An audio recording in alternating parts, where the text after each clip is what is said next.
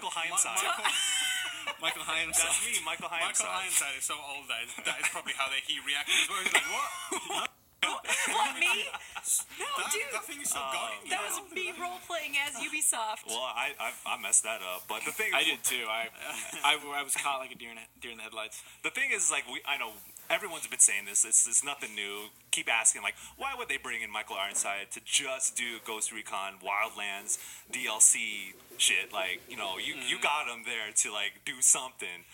So that's why everyone was thinking, like, as soon as that DLC for I was going to say Assassin's Creed, for the DLC for Ghost Recon Wildlands, everyone was just like, nah, y'all up to something else. So in our minds, like, he was in the room next to the Wildlands VO booth, which is a Splinter Cell VO booth. That's how we picture. They knocked on the door and they were like, please, can you stop VOing the brand new Splinter Cell game being announced at E3 2018 and give us a little go on, Wildlands team? Yeah, this is Splinter Cell adjacent, I would say. It was also like leaked twice by Walmart. Like there was like Splinter Cell 2018. Like I don't know if you can necessarily believe that, and like that other Walmart leak was kind of. Yeah, I know. When you think about it, like we saw like Rage 2. What the hell is that? And then it's like, oh no, that's true. And then a bunch of other Pete things. Hines even called it out yesterday. Oh yeah, that was incredible. Yeah, if you all watched the Bethesda press conference, Pete Hines was trying to start dropping something. bombs. Yeah, Walmart Canada. Hey, Matt Paget. But like, I think we've got a decent chance of getting a Splinter Cell. Like I know like it's inflated in my mind because I want it so much. But it's been a while. The last game was received critically quite well. Like I think it was a great game. Yeah, it was a great game. Yeah, and there's been enough time that they could have like gone back to the drawing board, looked at the advancements that have been made in action games and like stealth games, and come back with a Splinter Cell. And they have unique modes that still aren't being used by anyone else, like Spies vs. Mercs and various multiplayer modes. No one's copied that yet, so that's very much their own unique niche that no one has tried to follow. So if Ubisoft come out and they just show off a brand new Splinter Cell with those modes in it, they're already like one step ahead of the game because they have this unique experience and it's a stealth game. And also, RIP Metal Gear. No one else is in that. Yeah. Like no one's gunning for the stealth genre crown now. So they could just roll up and be like, by default, we win. If you want a stealth game, we've got it. Yeah, and the thing is, Splinter Cell Blacklist, that came out in 2013, and like you said, games have evolved a lot since then. But like that was still a really good game. But I mean, who knows what a new Splinter Cell, because Ubisoft itself has like changed so much since then. So if I was them, I would honestly open with a trailer and have Michael Ironside as Sam Fisher just come in and go, kept you waiting, huh? Just absolutely nailed in the coffin. I might 6 hours now. And then just like the lights. I'd put money on that, man. Like even like how Nintendo revealed Metroid Prime 4 last year, just like a title logo, screen, and a one line from Michael Ironside, and I'll lose my shit, like straight up. Same with me. That's all I need. Throws a grenade at pachinko machines, like. Oh god. Oh man, just It's really real dry, brutal. man. Yeah. I miss Metal Gear so much. Well, that's just too damn bad because you ain't gonna get another Metal Gear anytime soon. Rest in peace. We can talk about that later during Sony's press conference, I guess. But we're here to talk about Ubisoft and. Nice plug, Michael. Y'all need to stick around. But I mean, other than like y'all want to have anything else about Splinter? Like I could talk about Splinter Cell all day. We do have other things that we can talk about. We'll circle back. We could get back to that. To Splinter Cell. I mean, If we run out of shit to say, then we can go back to Splinter Cell. Yeah. But I think that the Division 2 is one of the bigger names coming into E3 what is it, 2018? Yeah, it's 2018. It is. That is the year. Yeah, we gotta look at it during Microsoft's press conference. We already know the release date for that. That's coming in March 15th, 2019. Set in DC. Set in DC. Really confused Mike Mahardy because that gameplay they showed at Microsoft started in like a botanical gardens. He was like, "This doesn't look like DC." I'm like, right. Probably, I thought that too. I was a like, museum this is a of some jungle. sort. What a game is this? So just you wait. Did you know that gardens exist? So So are any of y'all like familiar with the Division in general, or hyped up about Division 2? I think I had the classic Division experience where I played it for a month and then just didn't go back to it. I know there's a few people in this office that really, really liked it and kind of stuck with it.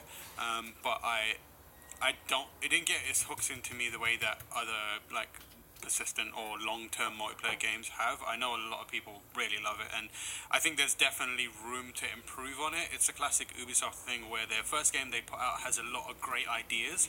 They did it with Assassins, they did it with a bunch of, even The Crew, and various Assassin games actually. Right. The first attempt at it is usually good, and like has a bunch of good ideas in it, and then the second attempt, like Assassin's Creed 2, for example, probably one of the best games in the series. Right. They really hit home with the second one, so that's what I'm kind of hoping we get from the Division. They've had a lot of time they stuck with the Division for a while as well with updates and stuff, so they've learned what the community wants, and they've also had the benefit of stepping back and looking at other games that are in the genre, like Destiny, and seeing what they do to try and build longevity and build like player interaction and keep people struggled with it, which hopefully means that Ubisoft can again like step back and see what they need to target and how they can improve the game in a big way. So I'm excited to see where it goes. Yeah. Okay. Yeah, I feel you on that.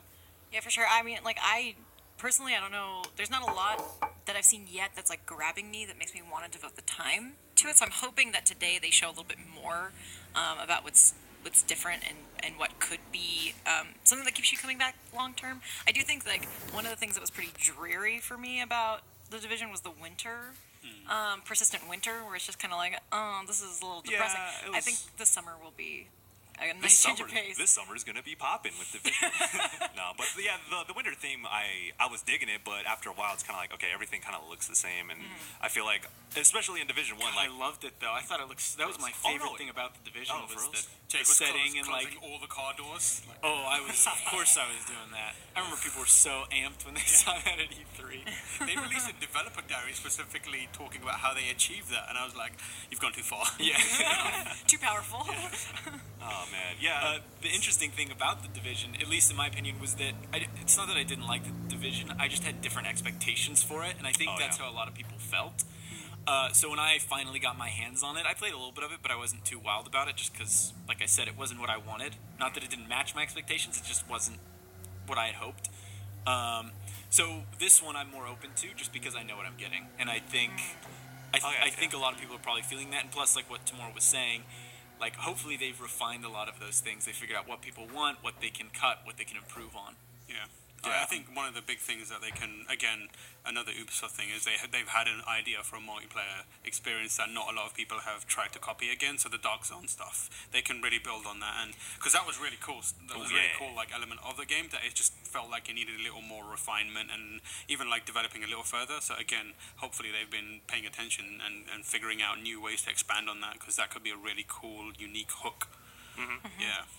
Yeah, I was feeling Division for a little while. I fell off after a month because I was like, I can only kill so many bullet sponge enemies. Yeah. But as I understand it, like if you stuck with that game for a while, it kind of paid off with like the survival DLC and stuff like that. I know one of my homies who's broke, like he can only buy one game a year because he broke. But shouts out to my boy Noel, like he stuck out with that game forever. And then so we see him online, like he's the only one playing Division. But I mean, he's grinding away on that, and there's a lot of people who have invested a lot of time into the Division, and so when you come out with the second one, it's like you need to give those people a reason to hop aboard on this entirely new game. They already broke. You need to give them new reasons to buy it. Yeah, shit, man. Like the stuff they showed yesterday was kind of cool with like how that guy got stuck. One of their teammates got stuck in that like solidified goo thing or whatever, and you had to shoot it open. Like that's kind of cool because that adds a little bit more teamwork as opposed to just like running through these.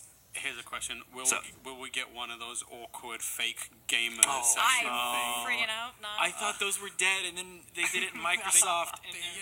Like I tweeted, it's not real gamer banter if you aren't quoting Vines and talking about how you're depressed. Like you gotta have like, oh my God, cholesterol. They're over here like on this. Hold on, I gotta go to the bathroom. Can you cover me? Yeah. I'm just gonna go pick up this item. Oh my God. Hold on, Uber Eats is here. Oh, they would not want to use the banter with me and my homies. That would be too It's wild. just Noel again. I'm broke, man. I'm broke. This is the only game I can buy. It's like, oh shit, my overdraft fees is kicking in, which I'm very, very familiar with. But anyway, Division 2. It's DC, very different setting because it's a lot more jungle like. Well, I mean DC is like overgrown with a bunch of vegetation, so it's no longer the winter. I expect we'll get a long gameplay demo of this. Oh no, they're gonna be like, "Hey man, can you watch my back? Yeah, bro, I got you." And he'd be like, "Oh, you leveled up? Sick!" Like I don't want to hear that. I ain't trying to hear that right now. Yeah. What's the Twitter saying about? Got any We good don't, questions? we don't get a lot of questions about Division. We do have people asking about your favorite Splinter Cell games. Ooh. And then there's something that's Sounds like a using. good way to derail this. How about what if we save that for like the last like 3 We or can so talk about that. minutes? It's like, Okay. there's a question here that I